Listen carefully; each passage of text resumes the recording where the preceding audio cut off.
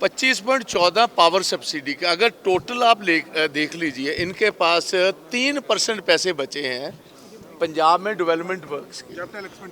हाँ, तो आप ये देखिए कि अगर इंफ्रास्ट्रक्चर कोई चीज़, एजुकेशन है, कुछ भी है, उसके लिए पैसा ही कोई नहीं। और यही वो गवर्नमेंट है, आप देखिए, जिसमें इन्होंने, इनके केजरीवाल साहब ने और सीएम पंजाब ने ये बात कही थी कि जब पूछा लोगों ने कि पिछली सरकारों ने कर्जा उठाया, आप बताओ क्या करोगे, कि कहाँ से पैसे लाओगे, आमदन का जरिया तो ज़्यादा है नहीं। केजरीवाल साहब ने कहा था कि 20,000 करोड़ रुपया फी साल मैं माइनिंग से निकालूंगा और 34,000 करोड़ निकालूंगा। 1,72,000 करोड़ का तब बजट था, जो 2 लाख का आज, कि इसमें से अगर आप 20% भी लीकेजेस बंद कर दें और मैं करूंगा 34,000 करोड़, वो होगा दोनों से जो 54,000 करोड़, 54,000 करोड़ होगा, उसमें हम डेवलपमेंट का काम करवाएंगे। इतना हमारे पास पैसा होगा। और मैं पंजाब के लोगों को इस बात का वचन देता हूँ, 1 रुपया भी हम आते टाइम में कभी डेट नहीं लेंगे, कर्जा नहीं लेंगे। 5 साल में ये कर्जे में बहुत हद तक हम कमी करेंगे। आप देखिए जो हमारे पास फिगर्स हैं, जनवरी तक, जनवरी एंड जब इनकी गवर्नमेंट बनी है 22 अप्रैल में, वहाँ से लेकर इस साल की जनवरी एंड तक 60,000 करोड़ रुपए इन्होंने कर्जा उठा लिया।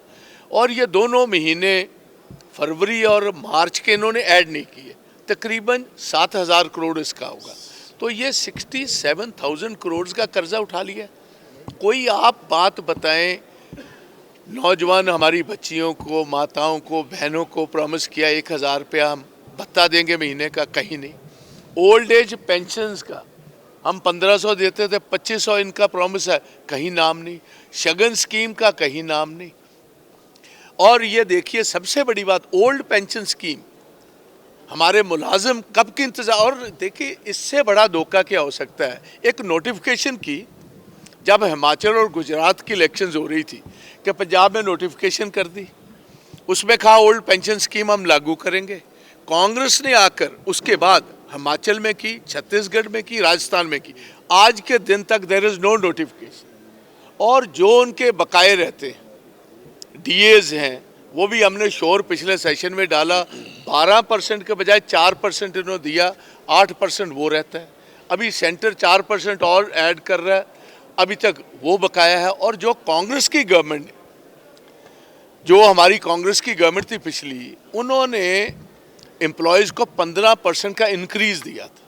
और आप देखिए हैरानी की बात, इनके फाइनेंस सेक्रेटरी ने बिना कैबिनेट को बताए हुए और बिना कैबिनेट की मंजूरी ले हुए वो राइट ऑफ कर दिया कि 15% जो कांग्रेस लास्ट में आकर बढ़ोतरी कर कर गई थी इनमें, इनकी सैलरीज में, सभी में, वो he is taken it back.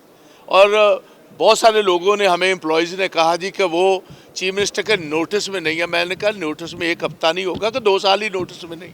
ये जानबूझकर चीफ मिनिस्टर ने खुद और फाइनेंस सेक्रेटरी ने अपने पर ना लेते हुए फाइनेंस सेक्रेटरी को कह दिया आप अपने दस्तखतों से विड्रॉ कर लो।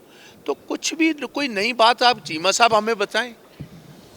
आपने 16 मेडिकल कॉलेजेस का नाम लिया, एक का नाम नहीं। कुछ कोई ऐसी चीज़ तो एक बताएं कि आपने किया, कोई नया इंफ्रास्ट्रक्चर बता दीजिए। जितनी रोड्स का नाम लिया वो तो सारी नेशनल हाईवे की सड़कें हैं, पुल उनके बने हुए हैं। और इतना भारी नुकसान किया। आज मेरा सवाल था, और क्योंकि लास्ट में था तो इनका था कि इनको जवाब ना देना पड़े।